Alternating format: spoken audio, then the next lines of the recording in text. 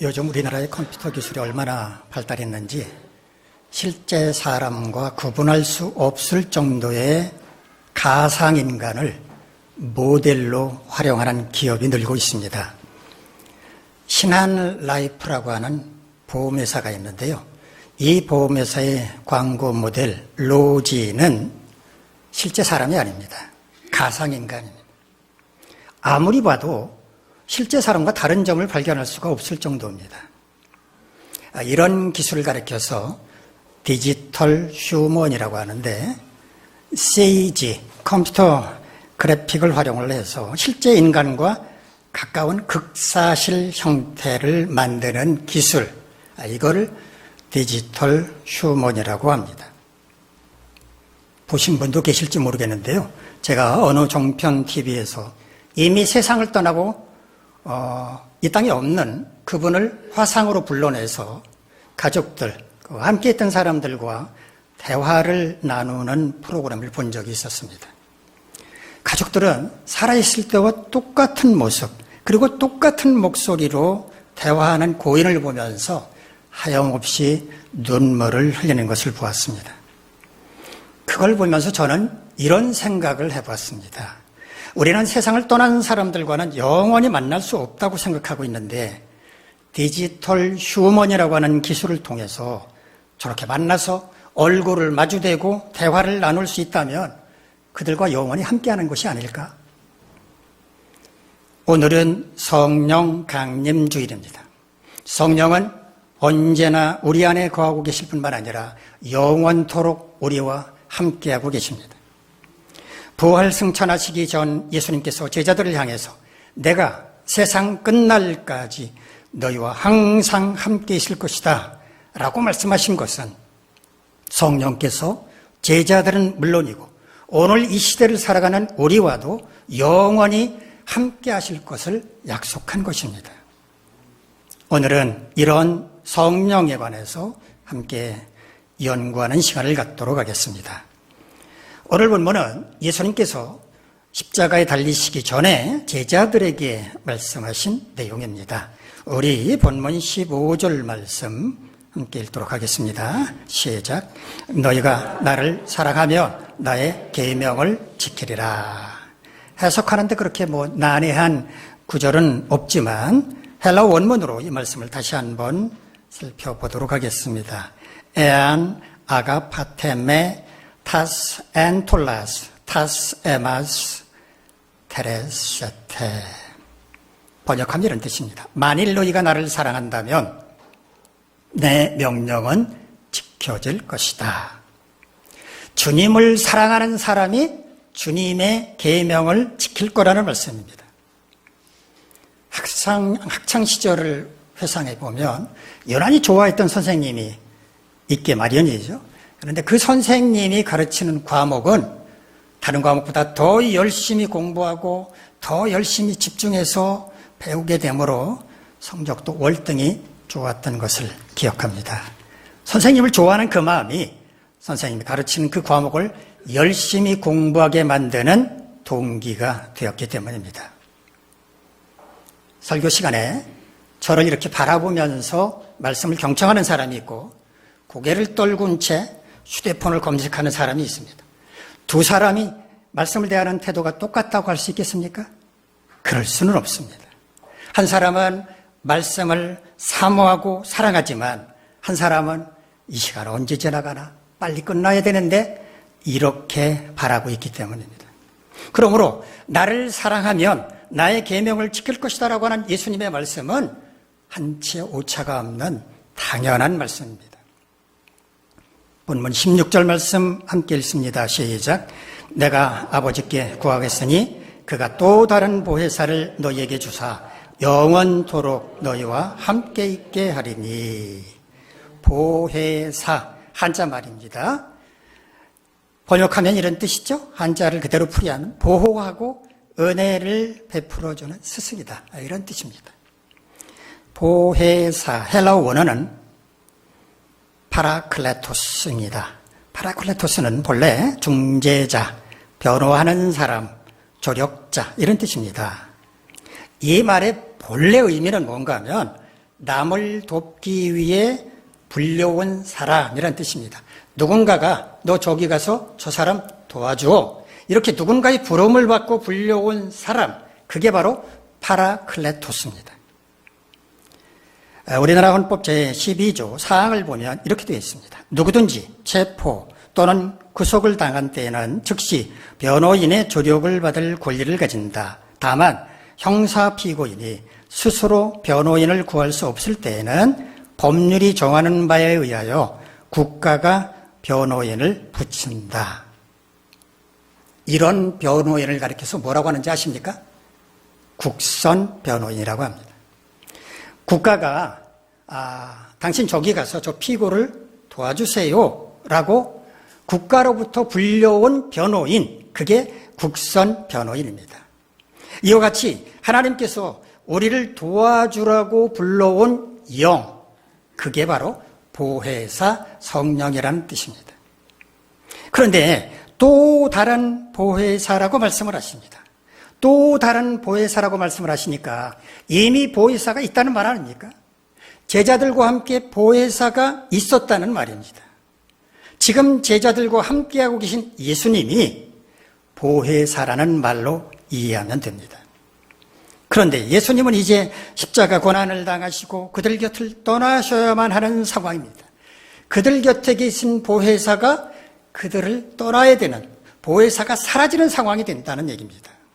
그래서 예수님께서 하나님께 간곡하게 요청을 드려서 또 다른 보혜사를 그들 곁으로 보내주시도록 할 것인데, 그 보혜사는 예수님처럼 있다가 떠나실 분이 아니라는 겁니다.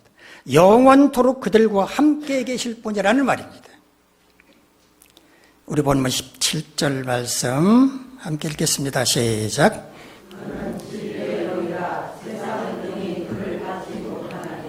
이는 그를 보지도 못하고 알지도 못함이라. 그러나 너희는 그를 아나니 그는 너희와 함께 거하심이요 또 너희 속에 계시겠음이라. 제자들과 영원토록 함께할 보혜사 성령이 어떤 존재인지를 설명해 주시는 내용입니다. 성령은 진리의 영이라고 말씀을 하십니다. 진리의 영, 푸뉴마 테스 알레데이아스, 진리의 성령이란 뜻입니다. 진리가 무엇인지 알게 하고 깨우쳐주는 영, 진리가 되시는 예수 그리스도께로 인도하는 영, 진리의 영, 이게 바로 성령이라고 말합니다. 그런데 세상은 그를 받지 못한다고 말합니다. 믿지 않는 세상 사람들은 성령을 영접할 수가 없다는 겁니다. 왜냐하면 그들은 성령을 볼 수도 없고 성령의 존재를 알지도 못하기 때문이라고 말합니다. 그러나 제자들은 성령을 안다고 말씀합니다. 왜냐하면 성령께서 이미 그들과 함께하고 계시고 그들 속에 임재하고 계시기 때문입니다. 우리 본문 18절로 20절까지 말씀 함께 읽습니다. 시작. 내가 너희를 고아와 같이 버려두지 아니하고 너에게로 오리라. 조금 있으면 세상은 다시 나를 보지 못할 것이로되 너희는 나를 보리니 이는 내가 살아있고 너희도 살아있겠습니다. 그날에는 내가 아버지 안에 너희가 내 안에 내가 너희 안에 있는 것을 너희가 알리라. 내가 너희를 고아와 같이 버려두지 아니하고 너희에게로 올 것이라고 말씀을 하시는데, 고아, 돌봐줄 부모가 없는 사람이 고아 아닙니까? 얼마나 불쌍합니까? 예수님께서 십자가에 달려 돌아가시고 나면 제자들은 마치 고아와 같이 불쌍한 존재가 되고 말 것이지만 그들을 그런 상태로 내버려 두지 않으시고 주님이 그들에게로 다시 오실 것이라고 말씀합니다. 이것은 주님이 이 땅에 다시 오실 재림을 의미할 수도 있지만 이어지는 말씀을 보면 성령을 그들에게 보내주신다는 의미로 해석해야 맞습니다. 세상은 나를 다시 보지 못할 것이지만 제자들은 볼 것이다, 이렇게 말씀을 하지 않습니까? 바로 이게 성령을 의미하는 겁니다. 성령이 그들에게 임하시면 예수님께서 그들 안에 계시고 그들이 예수님 안에 있는 것을 알게 될 것이다 라는 말씀입니다. 성령을 통해서 주님의 임재하심을 알게 된다는 겁니다. 우리 본문 마지막 21절 말씀 함께 읽겠습니다. 시작. 나의 계명을 지키는 자라야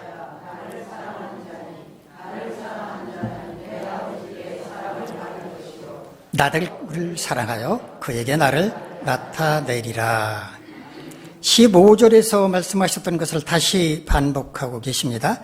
15절에서는 나를 사랑하면 나의 계명을 지킬 것이다 라고 말씀을 하셨는데, 여기서는 순서를 바꿔서 나의 계명을 지키는 자라야 나를 사랑하는 자다 라고 말씀을 하십니다. 말의 순서를 바꿨다고 해서 내용이 달라지는 것은 아니죠. 그러나 강조점이 달라집니다. 여기서는 계명을 지키는 것을 강조하신 것입니다. 예수님을 사랑하는 사람은 하나님께서도 그를 사랑하실 것이고 예수님도 그에게 자신을 나타내실 거라고 말씀합니다. 예수님은 자기를 사랑하는 자에게 어떻게 자신을 나타내실까요? 그에게 성령이 임하게 하심으로 그렇게 하신다는 말씀입니다. 그러므로 성령은 누구에게 임하시는가? 기쁜 마음으로 주님의 계명을 지키는 사람, 주님을 사랑하는 그 사람에게 성령은 임한다는 말씀입니다. 예수님께서 말씀하신 것처럼 보혜사 성령은 영원토록 우리와 함께 하실 것입니다. 이미 세상을 떠난 사람과 화상으로 대화할 수 있는 것은 발달된 컴퓨터 기술이 만들어낸 가상의 현실이지만 보혜사 성령께서 우리와 영원히 함께 하시는 것은 가상의 현실이 아니라 실제로 일어나는 일입니다. 그렇다면 우리가 보혜사 성령과 늘 함께 하려면 무엇을 어떻게 해야 할 것인지 생각해 보도록 하겠습니다. 첫 번째는 주님을 사랑해야 합니다. 오늘 본문에서 예수님은 나를 사랑하는 자에게 나를 나타낼 것이라고 말씀을 하셨습니다. 예수님께서 자기를 사랑하는 자에게 자신을 나타내시는 방법이 바로 성령으로 그에게 임하시는 것입니다. 보혜사 성령은 누구나 받을 수 있는 은혜가 아니라 주님을 사랑하는 자에게 주어지는 특별한 은혜라는 말입니다. 그렇다면 우리가 주님을 사랑하려면 어떻게 해야 할까요? 입으로 주님 사랑합니다. 그렇게 고백하면 될까요? 물론 입술의 고백도 중요합니다. 그러나 그게 전부는 아닙니다. 첫째, 주님을 사랑하려면 주님의 계명을 지켜야 합니다. 오늘 본문에서 예수님은 2번씩이나 주님의 계명을 지킬 것을 강조하셨습니다. 주님을 사랑하는지 사랑하지 않는지는 주님의 계명을 지키는지 지키지 않는지를 보면 알 수가 있다는 말입니다. 여러분의 부부가 아니면 사랑하는 연인이 당신 사랑합니다 입으로 고백을 하면서도 그가 하는 말을 도무지 따르지 않는다. 그러면 그 사랑이 진실일까요? 말로만 하는 사랑은 진실이 아니라 거짓입니다. 그런데 사랑이라고 하는 열병에 걸린 사람은 분별력이 둔해집니다. 그래서 상대방이 저 하늘에 있는 별을 따다드리리다 라고 말하면 그 말을 철석같이 믿고 감동해서 눈물을 흘립니다. 결혼하면 손에 물 한 방울 묻히지 않게 해주겠소. 이런 호황되기 짝이 없는 약속도 곧이곧대로 믿고 맙니다. 달콤한 그 말만 믿고 결혼했다가 평생 후회하는 사람 많이 봤습니다. 그런데 주님께는 그런 헛된 말이 소용없습니다. 주님은 입술로만의 고백이 아니라 그 고백이 행함으로 이어지는지를 지켜보시기 때문입니다. 기도할 때는 어쩌면 그렇게도 미사여구를 사용해서 청산유수로 기도하는지 알 수가 없는데 실제 삶을 보면 악취가 풀풀 풍기는 사람도 있습니다. 그런 사람은 주님을 가식적으로 살아가는 사람입니다. 차라리 입으로는 고백하지 않는다고 할지라도 행함으로 주님을 사랑한다는 것을 보여주는 게 훨씬 더 낫습니다. 어떻게 행함으로 보여줄까요? 주님의 계명을 지키면 됩니다. 주님이 말씀하신 대로 사는 것입니다. 제 눈에 들어있는 들보는 보지도 못하면서 남의 눈에 있는 티끌을 보고 손가락질할 것이 아니라 겸손히 자기 자신부터 돌아보고 자기 눈에 있는 들보부터 빼내려고 힘쓰는 사람, 그 사람이 진정으로 주님을 사랑하는 사람입니다.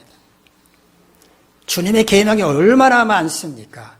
그 많은 계명들을 전부 기억하는 것도 쉽지가 않은데 어떻게 주님의 계명을 잘 지킬 수 있겠습니까?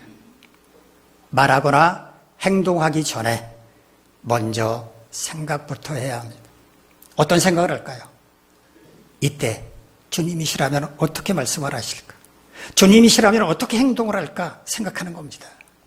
그러면 주님이 생각나게 해주십니다. 맞아. 성경에 이런 말씀이 있지.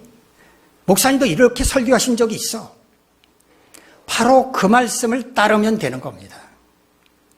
두 번째, 주님을 사랑하려면 주님을 높여드리고 찬양해야 합니다.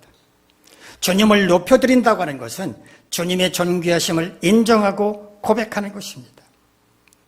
영광스러운 자리에 서게 되었을 때 이 모든 일은 주님이 하신 일입니다.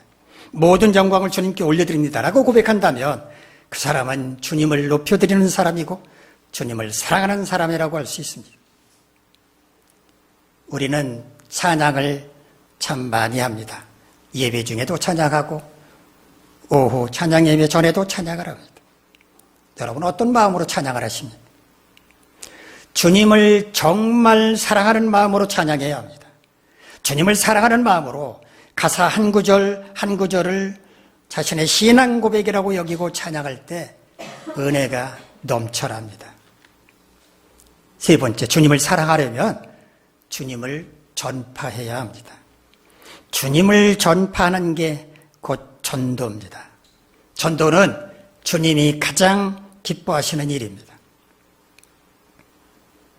미국에 나오는 세계적인 성악가 메리언 앤더슨 이야기입니다.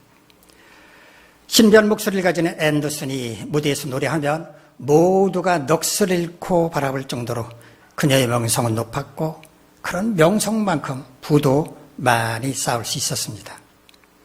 그를 초청해서 무대에 세우려면 몇 년 전부터 교섭해야 할 정도로 그의 위상은 높아져만 갔고 무대에 설 때마다 기립박수와 환호를 받았지만 집에 돌아오면 너무 고독해서 자살하고 싶을 정도였습니다. 그러던 어느 성탄절에 한 팬으로부터 성탄 축하 카드를 받게 됐는데 거기에 이렇게 쓰여 있었습니다. 메리언 앤더슨, 당신은 참으로 위대합니다. 그러나 그보다 더 귀중한 것은 주님의 은혜입니다. 이 글을 읽는 순간 그녀는 감전된 것처럼 떨면서 무릎을 꿇고 주님께 이렇게 기도했다고 합니다. 주여, 당신의 은총이 위대한 것을 깨닫게 하옵소서.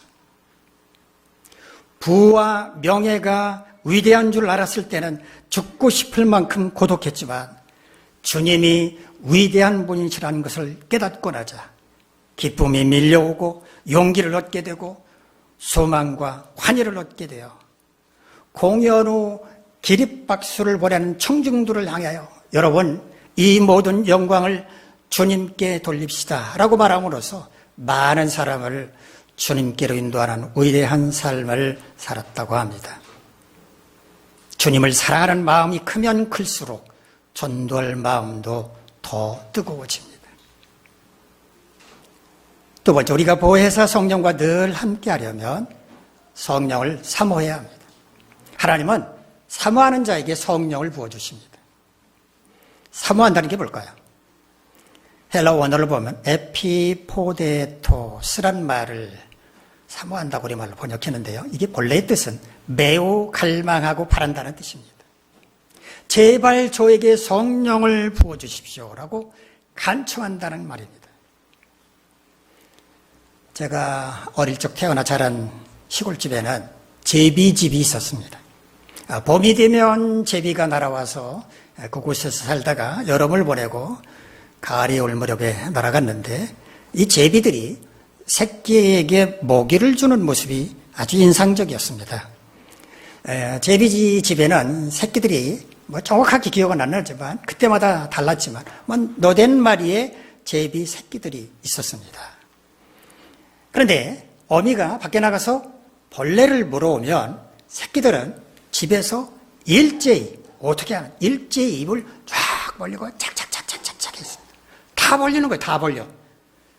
그때 어미가 저는 궁금했던 게, 지금도 잘 모르겠지만 어떤 규칙으로 주는지는 모르겠어요. 어떤 규칙으로 주는지 모르겠는데 어느 새끼에게 잡아온 벌레를 쏙 넣어줬습니다. 그리고 또 벌레를 잡으러 나갔습니다.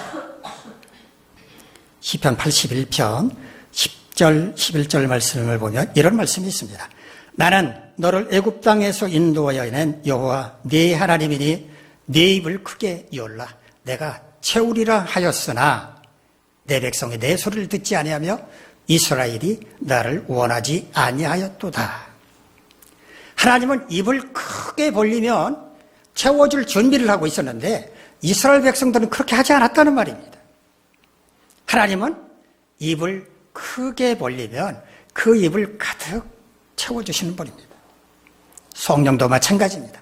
간절히 사모하는 자에게 충만하게 부어주십니다. 세 번째, 우리가 보혜사 성령과 늘 함께 하려면 성령 충만함을 유지해야 합니다. 성령 충만함이 뭘까요? 성령께서 온전히 자신을 지배하는 상태를 성령 충만함이라고 말합니다. 이런 성령 충만한 상태를 유지하기 위해서는 경건의 삶을 실천해야 합니다. 기도하는 삶, 말씀 묵상하는 삶, 봉사하는 삶, 이런 삶을 살아야 합니다. 네 번째, 우리가 보혜사 성령과 늘 함께 하려면 성령의 인도하심을 따라 살아가야 합니다. 육체 소욕, 육체 욕망이 아니라 성령의 인도하심을 따라 살아가야 하고 삶의 현장에서 성령의 열매들이 나타날 수 있도록 해야 합니다. 만약에 보혜사 성령께서 우리와 늘 함께 하신다면 우리에게서는 어떤 일들이 나타날까요? 첫째, 항상 기뻐하게 될 것입니다. 성령은 기쁨을 주는 영입니다. 보혜사 성령과 늘 함께하는 사람은 어떤 형편과 상황 가운데서도 기뻐할 수 있습니다.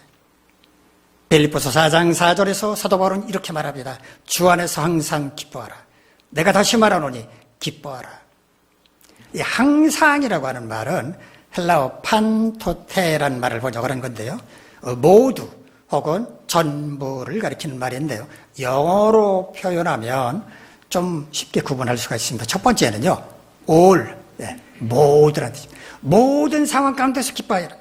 두 번째, every, 하나하나 개별적으로 개별적인 상황마다 그때그때 기뻐해야 한다는 것입니다.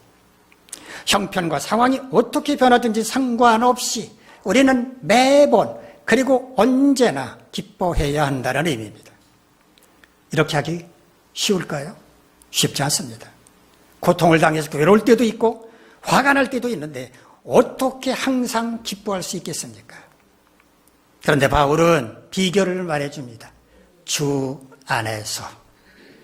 주 안에서라고 하는 말은 헬라 원문으로 보면 en curio, 우리가 주님 안에 있을 때, 또 우리가 주님을 마음의 주인으로 모실 때, 이게 주 안에서입니다. 이런 상황이 오늘 본문의 말씀과 연결시킨다면 보혜사 성령과 늘 함께하는 상황이라고 말할 수 있습니다. 그러므로 성령과 늘 함께하면 우리는 항상 기뻐할 수 있다는 말입니다. 미국의 침례교 목사인 존 스테픈 파이퍼, 이 파이퍼 목사는 기독교적 쾌락주의를 주장을 합니다. 크리스천 히도니즘. 기독교적 쾌락주의란 무엇인가? 그리스도 안에서 가장 만족스러울 때 하나님은 우리 안에서 가장 영화롭게 된다라는 주장입니다. 자기 행복을 추구하며 살아가는 게 아니라 하나님의 영광을 추구하며 살아갈 때 그것이 우리에게 가장 큰 기쁨을 준다는 것입니다. 다시 말해서 항상 거룩한 기쁨을 추구하는 것, 그것을 바로 기독교적 쾌락주의, 크리스천 히더니즘이라고 말합니다. 갈라디아서 5장 22절에서 바울이 말한 성령의 9가지 열매가 있죠. 그 가운데 희락이라는 게 있습니다. 기쁨입니다. 우리가 성령과 늘 함께할 때 우리는 항상 기뻐할 수 있습니다. 두 번째, 우리가 성령과 늘 함께한다면 하나님을 멀리하지 않게 될 것입니다. 우리가 하나님의 영인 성령과 함께 하는데 어떻게 하나님을 멀리할 수 있겠습니까? 하나님을 배반하는 사람들은 성령을 떠난 사람들입니다. 사탄은 성령을 떠난 사람들을 공격 목표로 삼는데요. 이유가 있습니다. 하나님의 보호하심으로부터 멀어진 그 사람을 손쉽게 넘어뜨릴 수 있기 때문입니다. 사탄이 하나님의 백성을 유혹하는 단 한 가지 목적은 하나님에게서 멀어지게 함으로 죄를 짓게 만드는 것입니다. 그러나 우리가 늘 성령과 함께 한다면 걱정하지 않아도 됩니다. 보혜사 성령께서 우리를 지켜주심으로 우리는 결코 하나님을 멀리하지 않을 것이기 때문입니다. 세 번째, 우리가 성령과 늘 함께 한다면 절망하지 않게 될 것입니다. 성령은 위로의 영입니다. 우리가 실패의 쓴 잔을 맛볼 때 우리를 위로하셔서 절망의 늪에 빠지지 않도록 하십니다. 그래서 우리가 아무리 힘겨운 고난을 만난다고 할지라도 보혜사 성령과 늘 함께 한다면 우리는 결코 절망하지 않을 수 있습니다. 성령께서 우리를 고난으로부터 건져주실 것이기 때문입니다. 시편 84편 5절로 7절에서 시인은 이렇게 고백합니다. 주께 힘을 얻고 그 마음에 시온의 대로가 있는 자는 복이 있나이다. 그들이 눈물 골짜기로 지나갈 때 그곳에 많은 샘이 있을 것이며 이른 비가 복을 채워주나이다. 그들은 힘을 얻고 더 얻어 나아가 시온에서 하나님 앞에 각기 나타나리이다. 주께 힘을 얻고 그 마음에 시온의 대로가 있는 사람, 시온에서 하나님 앞에 각기 나타날 사람, 이 사람이 누굴까요? 바로 보혜사 성령과 늘 함께하는 사람입니다.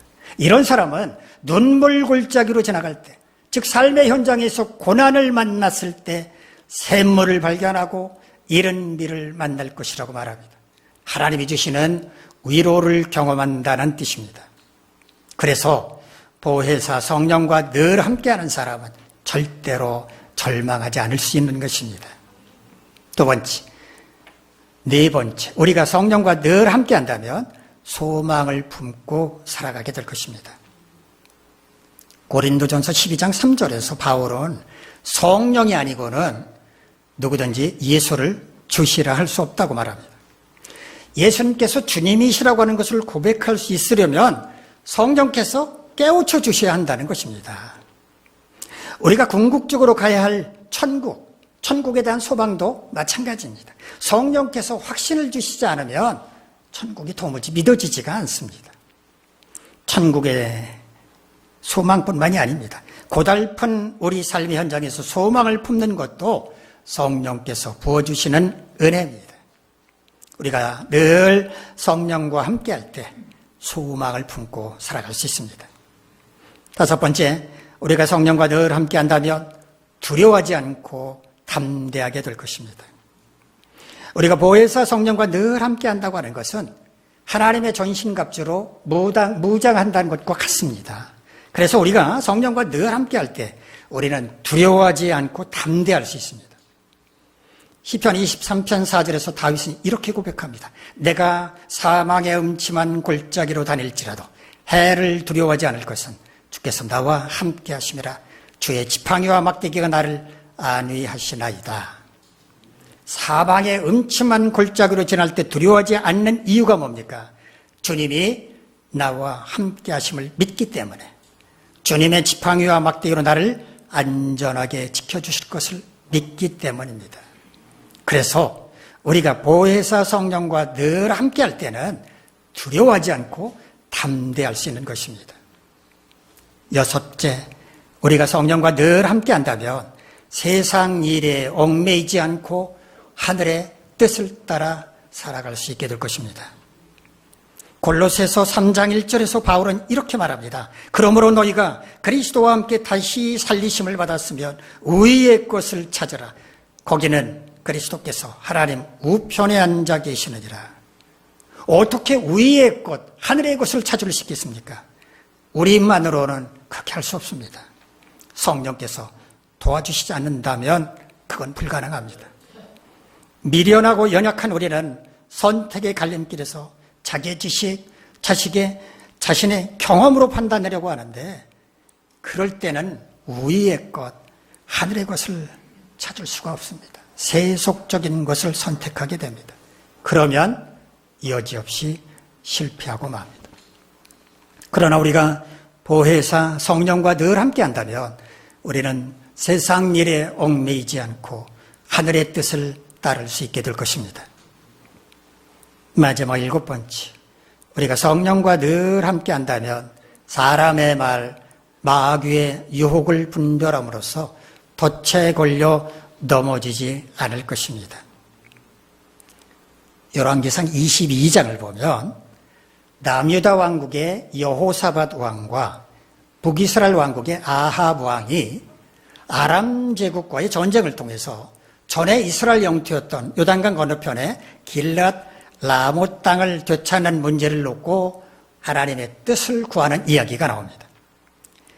악한 아합 왕보다는 그래도 신실했던 여호사밧 왕은 우리 먼저 하나님의 뜻을 구하자고 말합니다. 아합 왕은 400명의 선지자들을 불러 모았습니다. 그리고 그들에게 물어보았습니다. 우리가 아람 제국과 전쟁을 할까 말까. 그랬더니 400명의 선지자가 한 목소리로 말합니다. 올라가 싸우십시오. 승리할 것입니다. 400명이 똑같은 소리를 하니까 여호사밧 왕이 믿어지지가 않았던 거죠. 믿음지가 않았습니다. 혹시 여기 있는 선지자 말고 다른 선지자는 없습니까? 그랬더니 아합 왕이 좀 언짢은 표정을, 한 놈이 있는데 매번 나한테 불길한 예언만 한다고. 여호사밧 왕이 말합니다. 그런 말씀하시면 안 됩니다. 선지자를 그렇게 하시면 됩니까? 그 사람을 불러다가 그 사람의 얘기를 들어봅시다. 어쩔 수 없이 미가야 선지자를 불러왔습니다. 아니나 다를까 미가야 선지자는 말합니다. 패합니다. 목자 잃은 양처럼 다 흩어질 것입니다. 그런데 이때 미가야 선지자는 하늘 보좌에서 일어나는 일을 아합 왕에게 말해줍니다. 이렇게 말합니다. 하나님께서 야 누가 아합을 꿰어서 길랏 라못으로 올라가 죽게 하겠느냐? 이렇게 물으시자 한 천사가 나와서 말합니다. 예, 제가 거짓의 영이 되어서 아합 왕 밑에 있는 선지자 그들의 입에 있겠습니다. 그래서 거짓말하게 하겠습니다. 그 말을 듣고 아합으로 하여금 아람 제국과 전쟁을 벌여서 죽게 하겠습니다. 라고 말합니다. 자, 그러니까 400명의 선지자가 한 목소리로 아람 제국과의 전쟁에서 승리할 것이라고 예언한 것은 하나님의 말씀이 아니라 거짓의 영이 그들 입에 넣어준 거짓말이었다는 말입니다. 누구라도 나는 거짓말, 사람의 말, 사탄의 유혹에 넘어가지 않는다라고 장담해서는 안 됩니다. 장담하는 대신에 보혜사 성령과 늘 함께 하겠다고 또 그런 삶을 힘써야 하는 겁니다. 그럴 때 우리는 사람의 말, 마귀의 유혹을 분별함으로써 덫에 걸려 넘어지지 않을 수 있게 되는 겁니다. 보혜사 성령은 영원토록 우리와 함께 하십니다. 우리가 보혜사 성령과 늘 함께 하려면 첫째, 주님을 사랑해야 합니다. 둘째, 성령을 사모해야 합니다. 셋째, 성령 충만함을 유지해야 합니다. 넷째, 성령의 인도함을 따라 살아야 합니다. 만일 보혜사 성령께서 우리와 늘 함께 하신다면 첫째, 우리는 항상 기뻐하게 될 것입니다. 둘째, 하나님을 멀리하지 않을 것입니다.